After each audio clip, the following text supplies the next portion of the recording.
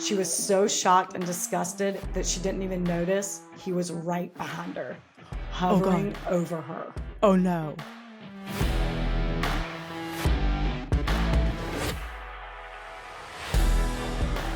Rebecca's locked and loaded with this like electric fly zapper In the shape of a tennis racket. to try to trick them. So they think that I'm just playing tennis. They think you're off to play tennis at the country club. But what you're really going to do is commit murder. Knock those fuckers down. Come at me. You're going to hear this fly's giant and it's so loud and so annoying. I've been swatting them all day. Good Lord. So I forgot that my husband got a bug zapper. Ooh. So now I want to get it. Oh, and hopefully he'll come at me. So Good luck, fly. Prayers to your family. Thoughts and prayers. And then there's another fly who's not being noisy, but I want you to tell your family what you saw. That's right. Anywho, we just saw each other on a 5-day stint, so we're good. I'm locked and loaded and can start my story. It was so fun. It was so fun. Hope everyone had a great 4th of July. Today I am telling you about Ginger Rios. Sources. Well, I found this story on Stranger Cases YouTube. A Medium article. What? Is that it? That Yeah. Stranger Case, did you say? Rebecca keeps talking about a YouTube that she found that's not Ewu, because I was like, oh my God, what are you going to do? Listen to Ewu all the way home and get good stories from it? She was like, no, I found a new one. I'm not going to tell you what it was. Yeah, so Stranger Cases, you say? it's much like Ewu, where they do like top 5, cases that with mysterious plots, something like that. By So the it's way, not a deep dive, but I mean, yeah. Ewu is Explore With Us. It's a YouTube channel that, does stuff like that. They're short, just snippets. And if we do use that, please know that's just to get the basis of the story. We do our own research, and we usually will source whoever. Like well, you just otherwise did. it would be like a 15-minute story. Yeah, I know. But I'm just saying, because I usually really don't want to get any sources from anyone else except for like news articles and court cases. But sometimes that's just not possible. Totally. I have another YouTube on here because as my you're source. so lazy. No, I'm not. I'm kidding. Kimberly Morse or something. She's an attorney and has a sociology degree. She did a YouTube on it too. Also got Medium article that I'll tell you the name at the end. The very few court documents I could find. Articles in Mayhem in the Desert, the Las Vegas Sun, and Associated Press. Dope. On Friday, April 4th, 1997, Las Vegas Police Department received a call from a distressed man named Mark Hollinger, who said his wife of only 5 months, Ginger Rios, was missing. He goes on to explain they just moved into their new house the day before and they were out shopping for it when Ginger entered a store and never came out. He was waiting in the car, she ran in, and just vanished. Mm-hmm. Interesting. Ginger Rios was born in 1976 to parents George and Denise in Vegas, and she always dreamt of being a singer and dancer. So, being from Vegas, oh yeah, she already had a leg up on everyone. She also had a younger sister, Daniela, who was only 2 years younger than her, so they were very close. And they had a great childhood. Parents adored them. They lived in a great little neighborhood in the burbs. No family drama, which seems like a rarity in my stories lately, so I thought I'd just mention it. That's nice. Mm-hmm. By 20 years old, she was a backup singer to a 6-member band called the Salsa Machine, which played regularly at the Santa Fe Hotel Casino, and that's when she met her now husband, Mark Hollinger. Mark was 14 years older than Ginger, so a bit of an age gap, but her parents didn't mind at all because of how well he treated her. He was very supportive of her and her dreams, very sweet, very doting. He was an introvert, she was an extrovert, so they complemented each other very well. And not too long after they started dating, they got engaged. And by November of 1996, they were married and wanted to start trying for a baby come spring of 1997. So they were amped for the future. Yeah. In early 1997, Ginger found an amazing house available for rent with an option to buy at the end of the lease. It had a basement, which she thought was perfect for a studio, and she was determined to make it her and Mark's dream home. In order to buy it, though, they needed to get their credit history in order. So on that day in April, while shopping, she told Mark she wanted to run into a store called Spycraft to pick up a book on finances and stuff to help build their credit. Now, this wouldn't be where one might buy books like that. In an interview with the Associated Press, the owner, John Flowers, said he grew up around the CIA. and became very interested in the spy business. Yeah, sure. Hence spycraft. Mm-hmm. They sell everything from binoculars to surveillance cameras to stun guns, which apparently a lot of women bought for protection. So also weird stuff like tools for removing store tag securities, which I'm like, Well, wait a minute. that can't be allowed. No. But it's not my store, so whatever. Again, not the type of place you would think have books on finance, but maybe. So on Friday, April 4th, literally the day after they moved into their house, they go to the strip mall where the store is, and Ginger hops out and runs in while Mark parks the car and smokes a cigarette. When she wasn't out in 10 minutes, he walked in expecting to see her in a long-ass checkout line or something, and she wasn't. He walked down the aisles, nothing. There was a young couple behind the counter with their baby, so he asked if they saw her, and they said, yeah, she bought 2 books and just left, but assured him like she could not have gone far. So Margaret walks around to the other stores to see if she was in there, and she wasn't, nor had anyone seen her. At this point, he's at a complete loss. It's the middle of the day. He's like, how would this have happened? What happened? Yeah. Not knowing what else to do, he goes to his in-laws' house, and Ginger's father, George, suggests that they ask for any security footage. If there's anywhere with a camera, it's a spy shop. It better be there. It better be. So they rush back there, and the store is now closed, but they did see the couple getting into their car.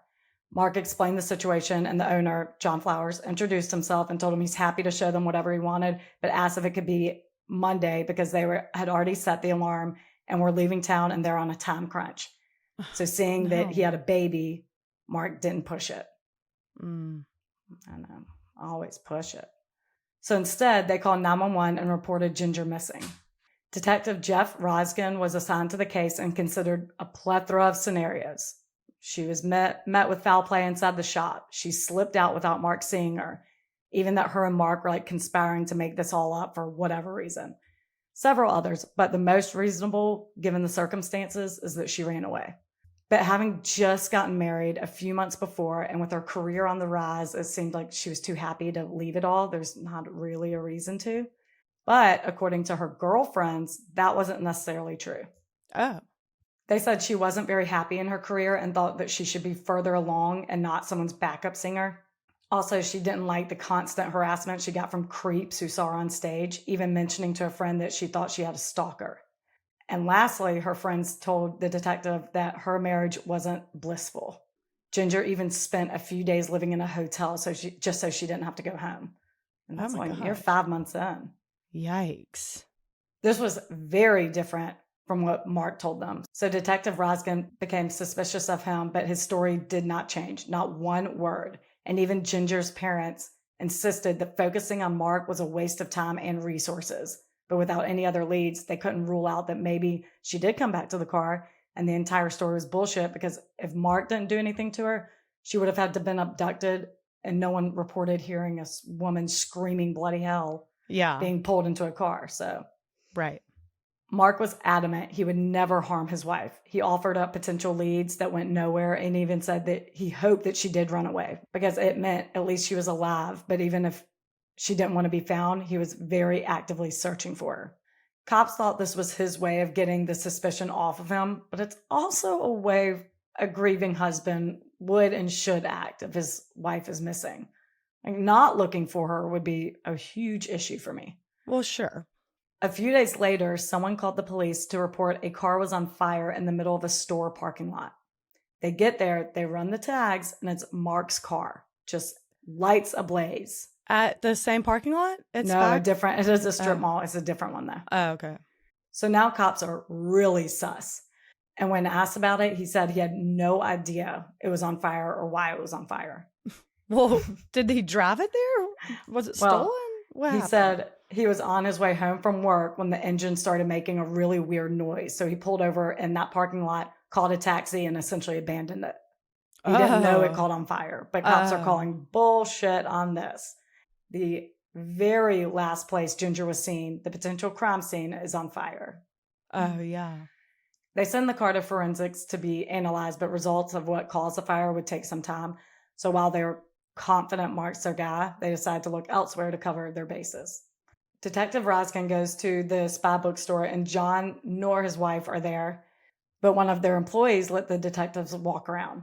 Nothing stood out as unusual until they got into the back room where it's reeked of bleach. Ooh. Well, and He, what happened with the security footage? Is it Monday yet? yeah, it's Monday, but they're not there. I don't know if this employee can do it, can't Oh, access it. I don't know. He's okay, probably but like, this is the Monday? well, this is a few days later. So yeah, next work week. Yeah. Okay. An employee's there. There's the bookstore's open. Okay. The spy store's open. He left the store and got in contact with John, who once again explained she bought 2 books and left, and was shocked actually that they hadn't found her yet. Had he known she was actually missing, he would have let her husband watch the security footage. I guess he just didn't take it that seriously then. Yeah. Cops told him that they did walk around the store because the employee lit him and asked about the bleach smell. And as it turns out, his puppy usually shat back there on the carpet back there. So there goes that. But he did say he would pull footage and look for the receipts from the books Ginger bought. But if you remember correctly, he thought one was called The Death Manual, which is a book about assassinations, and the other one was Paper's Trip, which is a book about finding a new identity. Okay. Wait, real quick. The puppy's shatting in the back. So he's saying the bleach is because they probably cleaned it up. Oh, yes. Okay. Sorry. They regularly shat back there and they were cleaning it up. Yeah, okay. Yeah. It's like, what does that have to do with anything? Puppy shaming? Train the fucking dog. And his shit smells like bleach. It's weird. It's crazy. So this more so made them think that she ran away, but still pursued other leads in case it was something more. The analysis came back on Mark's car, and detectives are surprised that there's nothing indicating a crime. No blood, no struggle, no nothing. The reason for the fire was because Vegas is just hot as shit and it overheated. No. To the point of catching fire. Oh my God. God. Be careful out there. Be careful out there, everyone. My God. Desert, man. Oh. What? Oh God. Is this another thing we have to like stress about? It's pretty hot today. I don't know. Mm-hmm. An unfortunate coincidence for poor Mark because that shot him right up the suspect list. But after this, he was cleared. Okay. I mean, they couldn't tie one thing back to him. They considered the possibility that maybe she had a fan who was stalking her. So they go back to Spycraft to watch the security footage to see if anyone was watching her or following her. And when they walk in, John asks where they've been. Literally. Says, where the hell have y'all been? He said because it had been a few weeks by that point, that video is long gone.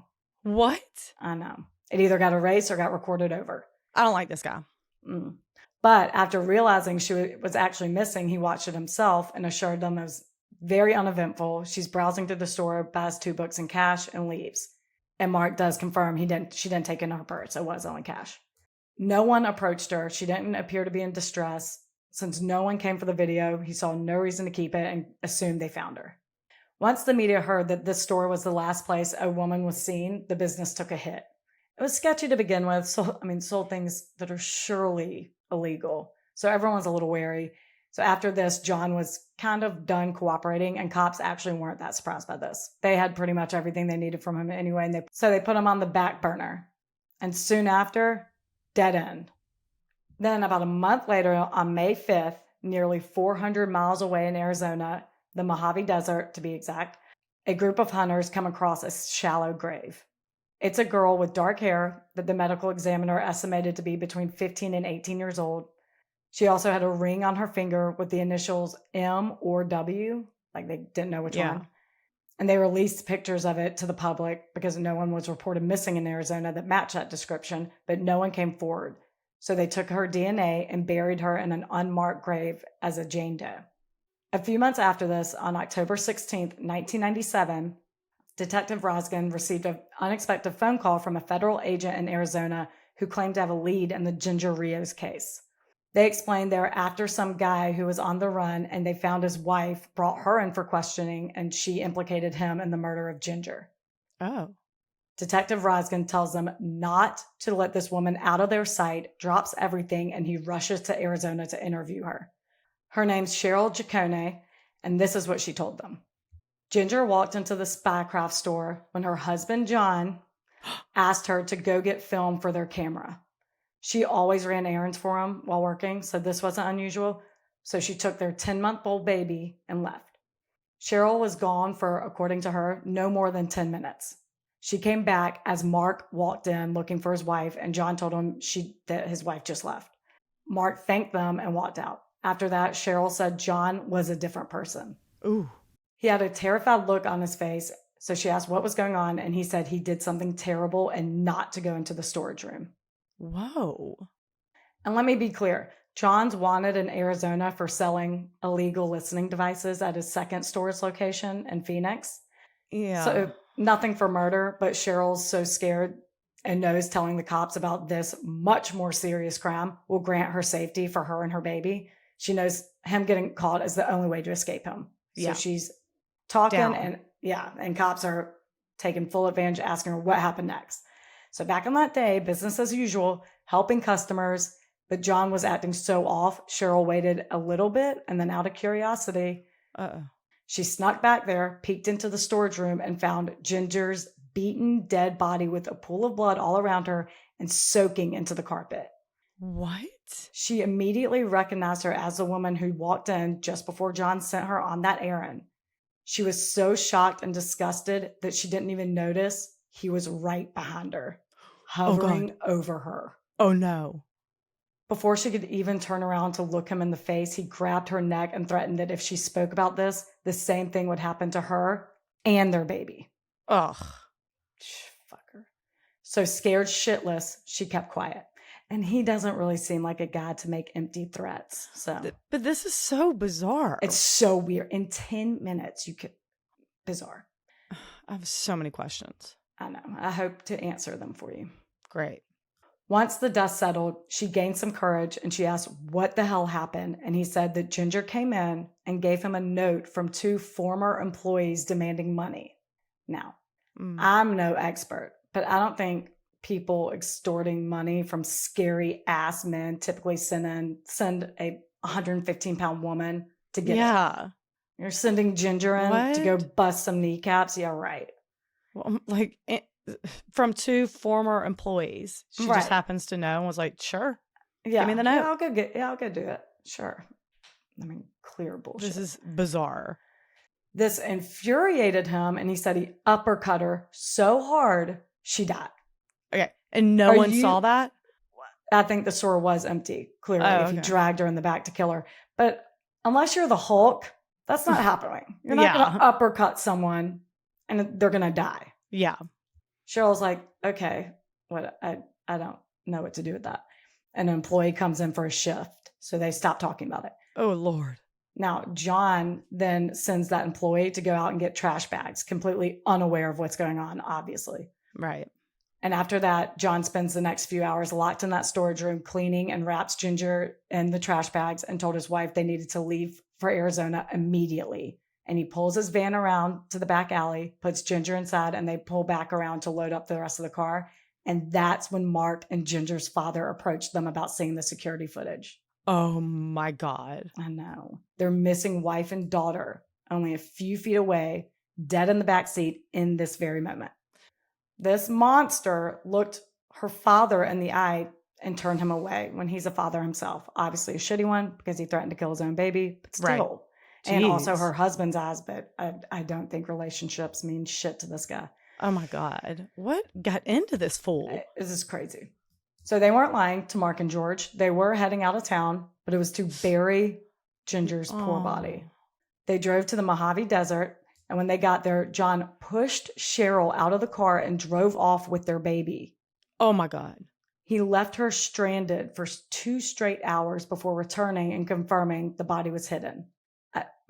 First of all, I'm not sure how buried it was. I think the desert is very hard to dig. So I think it was more like brush on top of her. Yeah. But why he did this, like why he took their baby to bury or to hide her, I don't know. Yeah. My first thought was maybe he didn't want anyone, not even Cheryl, to know where the body was in case she had a moment of weakness and ratted him out. But she said they ended up going back several times to make sure Ginger was still there. Cheryl said one of the last times they drove out there, he poured wet concrete on top of her. So when it dried, it looks like some big block of cement in the desert, which honestly, I can't really envision concealing a body that, like, I don't know. I can't imagine that would work. But right. Apparently it did. If the body's not, unless the body's in a deep grave, But according to Cheryl, the last time they went was in May. and she stayed in the car while John went to check on it. And within minutes, he came running out, panicking and screaming, "They found her! They found her!" Ooh. This is when Arizona cops are connecting the dots. And like, oh shit, she's the Jane Doe the hunters found in May. Yeah. Which, mind you, Detective Rosgan has no idea about this. Yeah. But being a Nevada cop, he's like, what, y'all found a Jane Doe in May? What? So they fill him in, said she's buried, but if it is Ginger, then some DNA should still be at the gravesite. So cops asked Cheryl if she would show them exactly where she was buried, and she takes that opportunity to leverage immunity, which they gladly gave her. They think she's not involved at all. She's intimidated as shit, whatever. So that's granted. She's good to go. And they all get in the car. Cheryl, Detective Rosgan, and Arizona police head out there. Cheryl is leading the way. They get there and she leads them down a path around some shrubs. And they're expecting to find an empty grave. But to everyone's surprise, they approach a pristine concrete slab, perfectly intact and untouched. What? Who was John talking about when he yelled they found her? Who is this Jane Doe? Oh my God. We'll get there. Who is it? Yeah, because on the way there, even apparently Cheryl was being like, well, wait, my immunity counts if she's not there, right? Because I really don't think she is.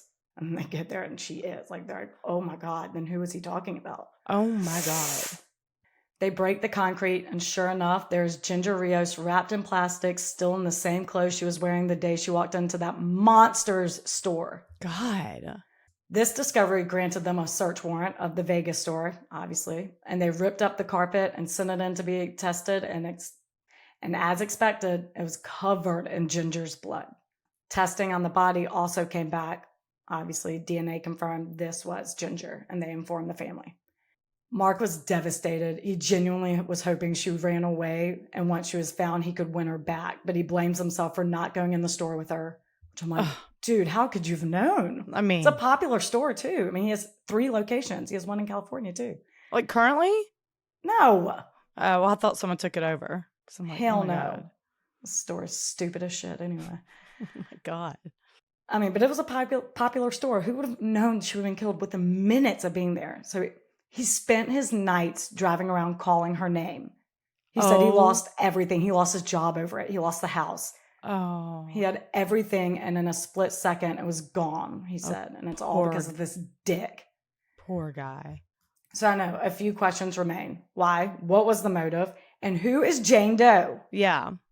So it doesn't take long to find John. He's in a hotel in Los Angeles. They arrest him. While the extradition process is underway, detectives also learn there is no John Flowers. Ugh. This man was 26-year-old Craig Jacobson, and he's wanted in Florida for battery on a federal officer and violating his probation on a counterfeit charge. He struggled with mental health issues since he was 10 years old, and at some point in his life, he spent a year in a mental health facility. I'm not sure how old. He later served 30 months in prison, I believe, for that battery on a federal officer and counterfeit charge, and was on 3 years probation. And it was during this time he fled the state, disappeared, and John Flowers was born. Mm-hmm. Once this hits news, Las Vegas is abuzz. And now that he's safely away from the public, people start coming forward about him. Oh, God. A teenage girl reported to police that she once went into the Vegas store, and as she was browsing around, Craig came up behind her, slung her over his shoulder without saying one word, and started taking her into the back room. But before he made it, another customer walked in, and he just dropped her, and she ran out. Oh, my God. Thank God for that customer. Do you think that customer still shopped around? It was like, what the fuck is going on here? Yeah, I wonder what that interaction was like after she ran out. Oh my God. I'm so glad. I know. She didn't report it to the police because she was only a teenager and he was a well-respected business owner, and she thought no one would believe her. I hate him. I know. An old employee of his came forward and said that he made him wear one of the store's secret cameras and walk around casinos to film brunette women. Ooh. Like, what? Okay. The same employee said that he later found 3 wedding bands in his glove box. I know. So I'm like, oh, you have more victims for sure. Yeah. So he's in jail now, arrested as shit. And in the following month, psychiatrists examined him multiple times and deemed him unfit to stand trial. His mental health plays a huge role in delays of this trial. He was deemed fit and then unfit, spent 3 years in a mental facility during this time. The prosecution thought he was faking it, but feared it might work and his crimes would go unpunished. So he explained to Ginger's family that this could go on forever, and a plea deal might be the only way to guarantee prison time. They weren't happy about it, wished things could be different, but ultimately agreed to it. I'm really annoyed of the unfit. He opened and ran a business, multiple actually, if he had several. Right. And he hid his crimes. Like, no, so he knew right and wrong.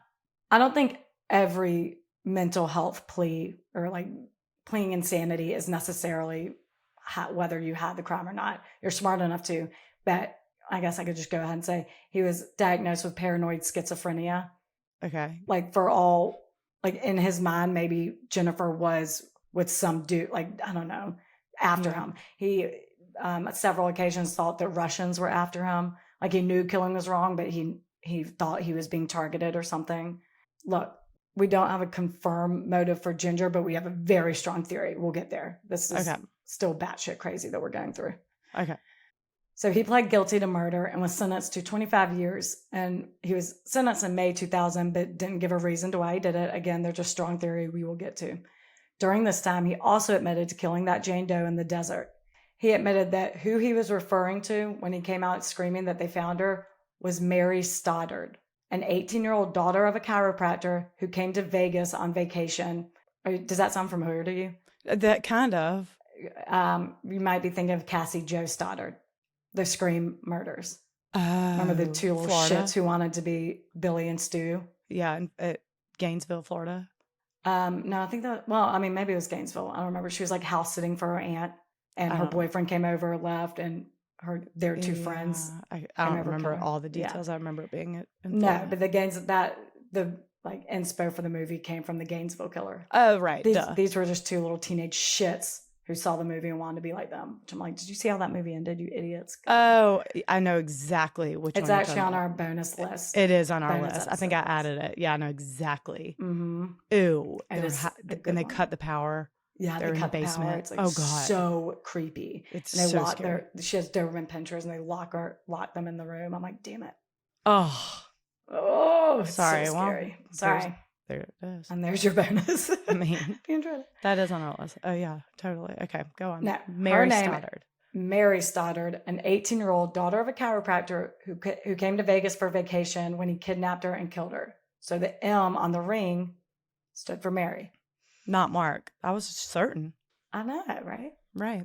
And her mom's maiden name is like Woodbridge or something. So that could be a W. So now there's hope he'll be charged with her murder and will spend the rest of his life in jail. So they look into exhuming the body to get more information on her and give her remains back to her family for a proper burial. And they can't find it. What?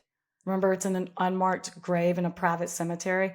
And apparently the paperwork on exactly where it was lost. God. To this day, they have no idea where she is. What? Mm-mm. How big is the cemetery? 300 people. Okay. Of unmarked graves. I know. I assume they're all Jane and John Doe's. That's so sad. So sad. But they did take DNA before burying her. Thank God. Oh, good. So they contact Mary Stoddard's family to get a sample of their DNA to see if it matched. And they're like, Mary is sitting right here. You are joking me. Mary's alive. What? It's a different Mary Stoddard. No. As it turns out, Mary Stoddard dated Craig when they were younger, and she broke up with him because he was acting erratic and strange, and he didn't take it well. To my knowledge, they haven't spoken in years when this all went down, but this is the theory for the motive. He was angry about Mary because in his eyes, she was the one who got away and became fixated on anyone who resembled her and took revenge out on them. She's a brunette. All his victims were brunettes, including that teenager he carried in the back room when a customer walked in. Mm-hmm. This also makes sense why he made that employee secretly film only brunettes. Yeah. It's just, so the question remains, who is Jane Doe? Good Lord. Yeah. Wait, that is so, and they were like, no, she's sitting right here and we don't have a missing persons file against her. Like, no. Right. Wrong number. Sorry. But so They do have a picture of that ring. That is a very distinct ring. Yes. There's no missing persons case where they could, anyone in that age range, missing person, teenager, girl, brown hair. Well, I'll tell you. All families who have reported someone missing. Is this a familiar ring? Yeah. Well, I'll tell you. I'm not here to tell people how to do their jobs. But I am. So, on June 30th, 2010, 13 years after Jane Doe was found, she was finally identified as 15-year-old Christina Martinez from Phoenix, Arizona. I know we know a Christina Martinez. We have a good friend, Christina Martinez. Oh my God, that's sad. It's not her. She was living in a group home right across the street from the Spycraft store in Phoenix. And on May 3rd, 1997, she went to a laundromat and never came back. Little did her loved ones know she was discovered by those hunters only a week later on May 10th, which would have been her 16th birthday. Oh, sad. Honestly, she had a rough childhood and she ran away a lot, which is why she was never reported missing. But her best friend Valerie Young never stopped looking for her. And once social media became a thing, she made several groups on MySpace and Facebook looking for her. So it was Valerie who called the police in 2010 to suggest that Jane Doe may be Christina. Oh, wow. I know. They got family members' DNA and that's how they matched it. Okay. So the M is for Martinez. Mm. Finally, in 2015, Craig was extradited back to Arizona to stand trial for Christina's murder, but his mental state again came into play and caused several delays. But after a lot of evaluation, they determined he was suffering from paranoia, antisocial behavior, and had schizophrenia, which aligns with that interview he gave Associated Press that I told you about at the beginning of the story, that he grew up around the CIA. No. Yeah. He didn't. No. No, of course not. Of course not. That same interview, he wouldn't let them take a picture as the proud owner of Spycraft. So I'm like, I know, yeah, you seem completely in tune with what you're doing. I don't know. Yeah. I don't know. I'm not a mental health specialist, people. And in 2021, he pled guilty to second-degree murder and will spend the rest of his life in jail. Can you believe this? A respected business owner and a family member with the dark-ass past. That is the story of Craig Jacobson. Gross. Isn't that crazy? I'm so glad his wife was there to like walk him through that. See, what I was scared. I was scared she was involved, and like I don't know what was happening. Oh Right. God, wow, That little baby. No. But what I couldn't find, and why I pushed this recording back 30 minutes, because I was like, oh, there's a burning question. Did she know his name was Craig Jacobson? Like, I didn't know when they got married. How far back did it go? Like, did she know everything? I don't know. Yeah. Couldn't find that anywhere. Nowhere. So that Medium article was called Enter at Your Own Risk, the senseless slaying of Ginger Rios. Oh, okay. Patrons. Hey, Lindsay. Hey, Lauren. Hey, Robin. Hey. Hey, guys. Thanks for joining. Thanks for joining. Love you the very most today. Our custom shout outs from Allison. She said, for my shout out, I would love to share my new company, Phoenix Financial Advocates. My story took place in Phoenix. Kind of. Not really. I would say Las Vegas, but okay. I'd sure. say Vegas. Arizona came into play a little bit. It's a company that helps navigate people through the divorce process. I love this. Okay. This stemmed from 2020 when Allison was blindsided by her divorce and had no idea what the first steps were. So her best friend Joyce, who's a divorce attorney, stayed with her and helped her through all this shit while she was homeschooling her kids during COVID and trying to save her marriage. I can't even. No. She said divorce is a full-time job. So they created this company to help lower the cost of divorce and navigate all the financials and all the paperwork that you're just engulfed in. Oh, isn't that, I'm like, oh, I like this company. Yeah, that is very good. They show you your options and they'll be your teammate. And she said that they offer a complimentary strategy session at www.phoenixfa.com. Mm-hmm. She also has an encouragement group on Facebook. She said because support group sounds so sad, but it's called Dealing with Divorce. If anyone wants to go find advice and motivation, go there. Oh, great idea. Look, what a great idea. I've never been through a divorce, but I have planned a funeral.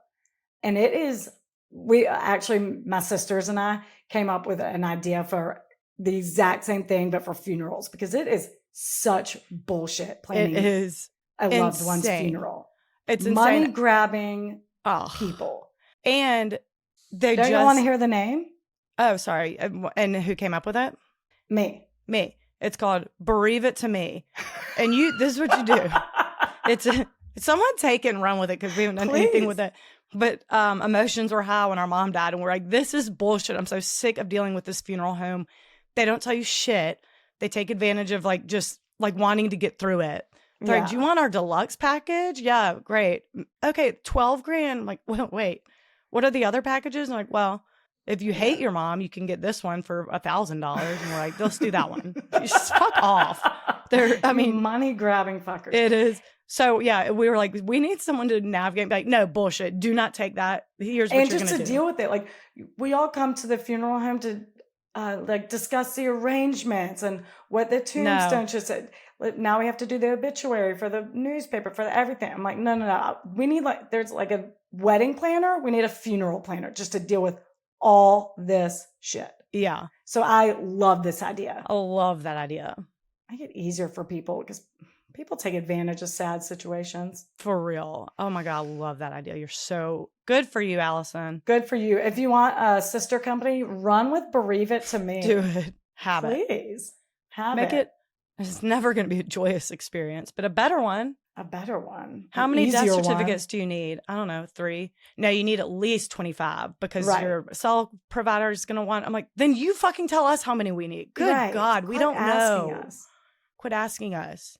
Also, fun fact, you don't have to identify the body. They can do it for you. They can like that. They sit there in silence until one of you volunteers, and then finally someone else tells you, no, give them a picture and they can do it. And I was like, oh God, we're going to take that option that you didn't give us. When we were all crying and looking around at each other.